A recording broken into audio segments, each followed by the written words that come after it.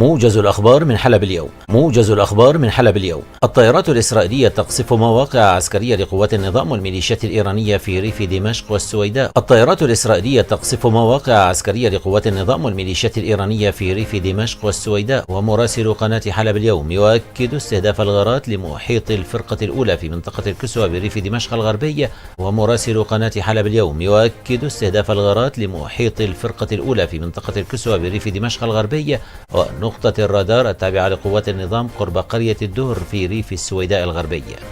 ونقطة الرادار التابعة لقوات النظام قرب قرية الدهر في ريف السويداء الغربية. الجيش التركي يقصف بالمدفعية مواقع يتمركز فيها الBYD في محيط بلدة تامر ومنطقة المباقر في ريف الحسكة الشمالية. الجيش التركي يقصف بالمدفعية مواقع يتمركز فيها الBYD في محيط بلدة تامر ومنطقة المباقر في ريف الحسكة الشمالية. الإدارة الذاتية التابعة لقسد تفرض حظرا جزئيا شمال شرق سوريا لمدة 15 يوما. الإدارة الذاتية التابعة لقسد تفرض حظرا جزئيا شمال شرق سوريا لمدة 15 يوما في جميع المدن والبلدات الخاضعة لنفوذها ضمن تدابير مواجهة انتشار فيروس كورونا. في جميع المدن والبلدات الخاضعة لنفوذها ضمن تدابير مواجهة انتشار فيروس كورونا.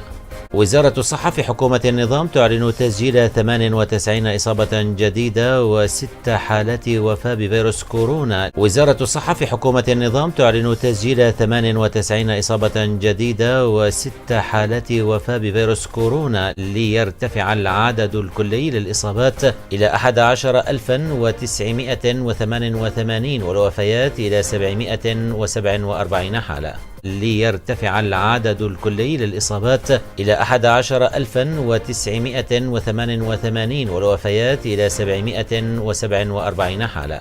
إصابة الناشط الإعلامي ومراسل تلفزيون سوريا بهاء الحلبي جراء استهدافه بالرصاص من قبل مجهولين في مدينة البابري في حلب الشرقي. إصابة الناشط الإعلامي ومراسل تلفزيون سوريا بهاء الحلبي جراء استهدافه بالرصاص من قبل مجهولين في مدينة البابري في حلب الشرقي. حكومة النظام ترفع الأجور السنوية لترسيم النقل العامة في مناطق سيطرتها 30 ضعفا عن الرسوم المحددة العام الماضي وفق ما ذكرت صفحة الشام تايمز الموالية.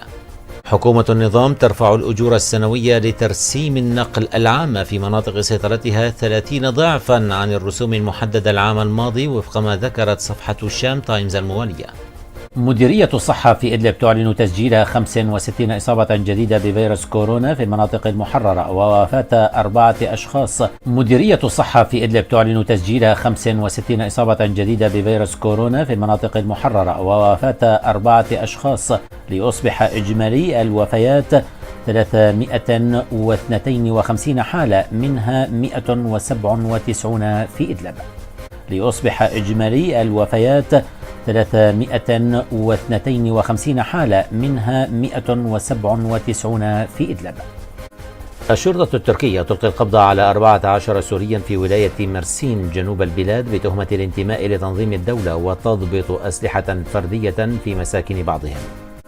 الشرطة التركية تلقي القبض على 14 سوريا في ولاية مرسين جنوب البلاد بتهمة الانتماء لتنظيم الدولة وتضبط أسلحة فردية في مساكن بعضهم.